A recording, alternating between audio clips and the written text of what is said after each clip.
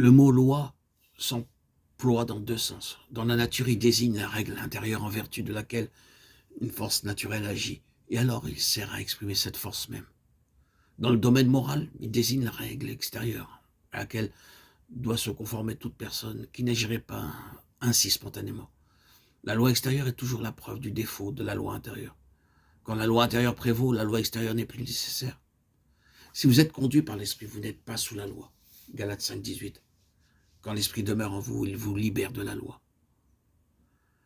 Tout le secret de la sanctification se trouve dans cette promesse de la nouvelle alliance. Je mettrai ma loi au-dedans d'eux et je l'écrirai dans leur cœur. Jérémie 31, 33, Hébreux 8, 10.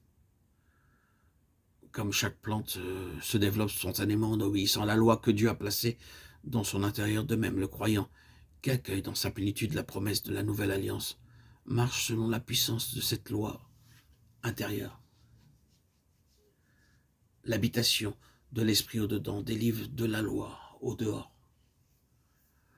La loi de l'esprit de vie qui est en Jésus-Christ m'a affranchi de la loi du péché et de la mort.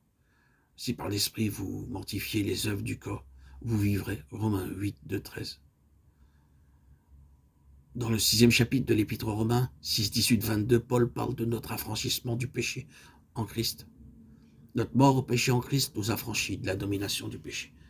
Quand nous avons reçu Christ par la foi, nous avons été affranchis de la domination du péché, qui n'est plus notre maître.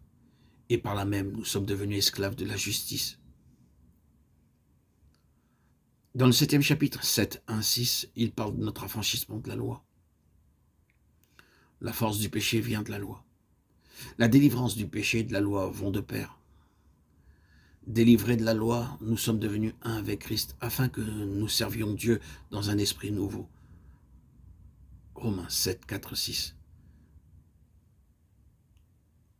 Dans ces deux chapitres, Romains 6 et 7, Paul présente l'affranchissement du péché et de la loi comme une réalité objective, comme une vie qui nous est offerte en Christ, et que nous devons recevoir et conserver par la foi.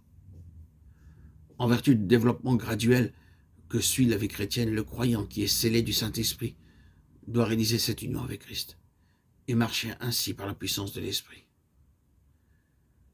Mais quant à l'expérience individuelle, presque tous les croyants doivent reconnaître que même après avoir saisi ce que Paul nous enseigne, leur vie n'est pas encore ce qu'ils voudraient. Ils éprouvent avec douleur la vérité de l'expérience retracée dans la seconde moitié de Romains 7. Et si l'on est ainsi, c'est parce qu'il n'y a pas d'autre moyen d'amener le croyant à comprendre deux grandes vérités qu'il a besoin de saisir. D'abord, l'entière incapacité de la volonté humaine à produire et pratiquer la justice divine, à observer la loi de Dieu qui lui enjoint l'obéissance. Et ensuite, l'absolue nécessité de recevoir en lui le Saint-Esprit, seule force capable de faire marcher l'enfant de Dieu.